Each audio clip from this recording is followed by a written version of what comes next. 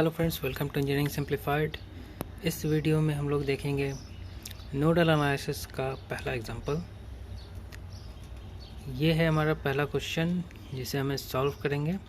इसमें क्वेश्चन है कि 5 ओम रजिस्टर के क्रॉस कितना करंट फ्लो कर रहा है, ये हमें निकालना है नोडल एनालिसिस के अकॉर्डिंग। यहाँ सबसे पहले हम लोग 3 नोड को पहले आइडेंटिफाई कर लेंगे।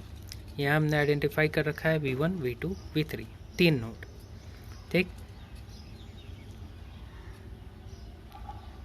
अब जो नेक्स्ट स्टेप हम लोग का होगा वो ये होगा, ये वोल्टेज सोर्स है, उसका पोलरिटी हम लोग पहले इंडिकेट कर देंगे। करंट सोर्स के जो करंट का डायरेक्शन होगा वो हमेशा वही डायरेक्शन होगा जो करंट सोर्स का डायरेक्शन होगा। ओके, बाकी जो हम लोग मान के चलते हैं कि जो भी नोड का वोल्टेज है वो हाईएस्ट होता है तो करंट आउट गोइंग होगा, बाहर की तरफ होगा, मीन्स निकलते हुए में होगा।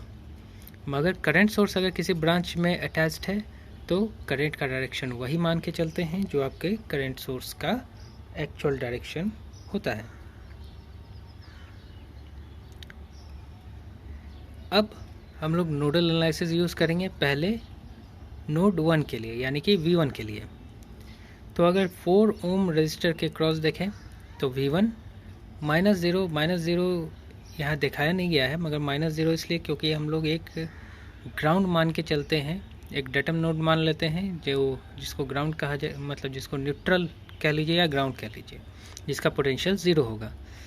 तो 0 को हम लोग यहाँ दिखा नहीं रहे हैं, इसलिए V1/4। अब V1 V2 के बीच में 2 ओम रेजिस्टेंस है तो पोटेंशियल डिफरेंस हो जाएगा V1 - V2 डिवाइडेड बाई 2।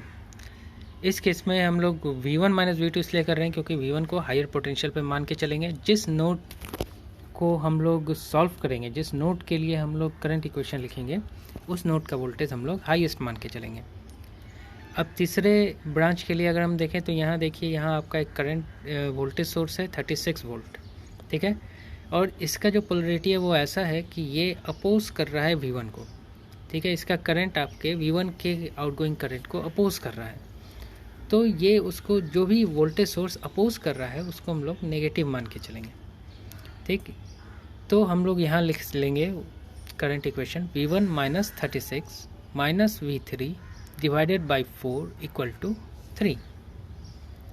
अब अगर इसको हम लोग सॉल्व करेंगे तो हमारा पहला इक्वेशन आ जाएगा V1 - 0.5 V2 - 0.25 V3 equal to 12। अब हम लोग सेकेंड नोड के लिए और तीसरे नोड के लिए इक्वेशन लिखेंगे। सेकेंड नोड पे अगर हम लोग देखें तो सेकेंड नोड पे आपका V1 V2 के बीच में 2 ओम रेजिस्टेंस है, तो यहाँ पे हम लोग V2 को बड़ा मान के चलेंगे क्योंकि V2 पे हम लोग कैलकुलेट कर रहे हैं। तो V2 पे अगर करंट इक्वेशन लिख रहे हैं तो V2 - V1 डिवाइडेड बाई 2 और V2 - 0 divided by 100 plus V2 - V3 divided by 5 equal to 0। इसको सॉल्व कर लेंगे तो -0.5 V1 plus 0.71 V2 minus 0.2 V3 equal to 0, ये हमारा दूसरा इक्वेशन आ जाएगा।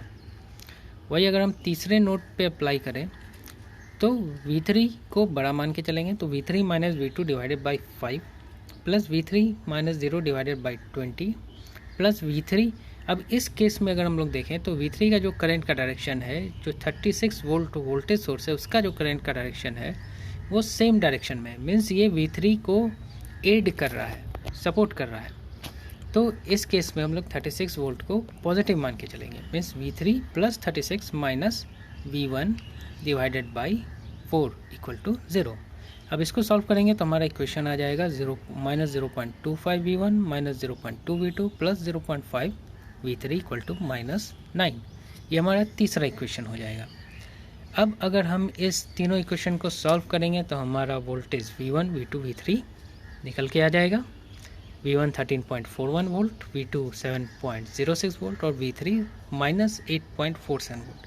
माइनस एक्चुअली आपका डायरेक्शन बताता है, मीन्स जो आपका डायरेक्शन माना गया है वो उल्टा डायरेक्शन मान लिया गया है, वो वही बताता है। एक्चुअल में पोलरिटी बताता है कि पोलरिटी आपका क्या होगा।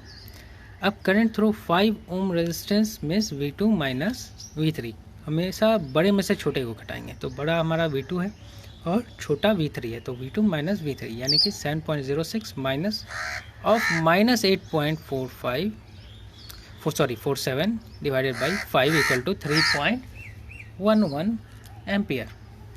ये हमारा आंसर हो गया। ये था हमारा पहला एग्जाम्पल।